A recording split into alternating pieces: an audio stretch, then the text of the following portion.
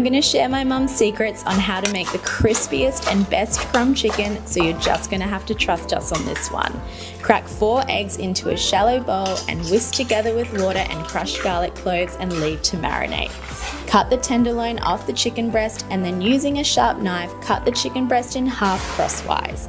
Place that chicken breast in between 2 pieces of Glad wrap and then use the smooth side of a mallet to pound it out until it's an even size of thickness. For the breadcrumbs, we need some finely chopped parsley and rosemary and add it to a blender with that torn up stale bread. Blend until you have a chunky texture. Whisk together some flour and salt and begin crumbing your chicken by placing it into the flour, then placing it into the egg wash and then generously coating it in those chunky breadcrumbs. Add a generous amount of olive oil to a pan and fry that chicken until it's crispy and golden. Dip it into a dipping sauce of your choice and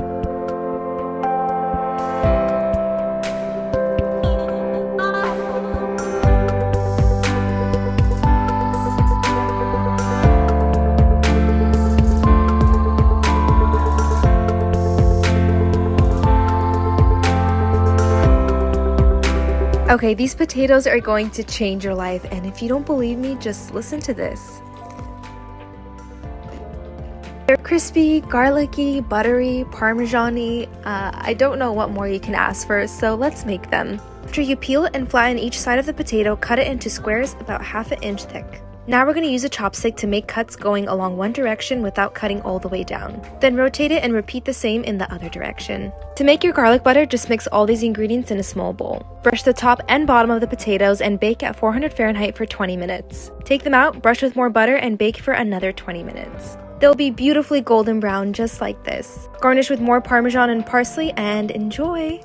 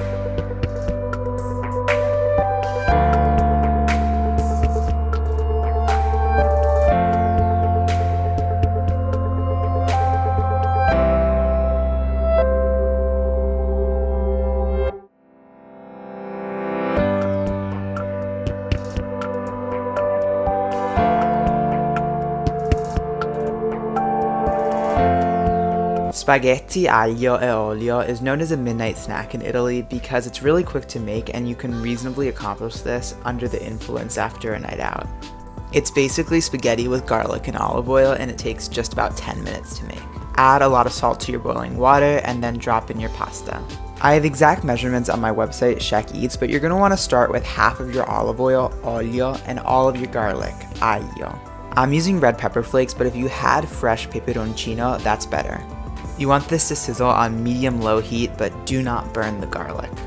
After the pasta has just boiled 5 minutes, add the rest of the oil and then add your pasta to the pan. Add a scoop of pasta water and mix vigorously. The pasta is going to finish cooking about 4 more minutes in the pan. Keep mixing, make sure it's bubbling, and if it gets dry, add a little more pasta water. Finally, you're just going to add a bunch of chopped parsley.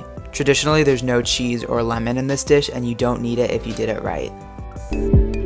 Cut your rice paper in half, then cut it in half again. And cut it in half just one more time. We're just gonna deep fry this. For my sauce, I have Kewpie mayo, sriracha, and a bit of sugar. Add your salmon and masago if you have it. And this will be our topping. Add my spicy salmon and top with an avocado. Did you know, you probably did, that you can make tortilla chips in your air fryer? Cut them however you want. Lightly spray them with oil, cook them for about 10 to 15 minutes at 400 degrees, salt them at the end. Perfectly crisp tortilla chips. Believe me when I say this is gonna blow your mind and change the way you make your lunch wraps. I saw this yesterday and I just had to try it. First, you wanna make your protein. I've gone with crispy tofu. Make a cut halfway down your wrap or tortilla. Add your fillings to each quarter. I've gone with lettuce, tomatoes, cheese, tofu, and of course some sauce. Now for the magic. Starting at the cut, fold each corner in so you're left with a little pocket and then toast it. It'll have you smiling like me even before your first bite. The chances of you seeing this video are so rare. There's 500 million users on TikTok and you will probably never see my account again. But I'm not gonna ask you to follow me. I'm not gonna ask you to leave a like on this video or comment.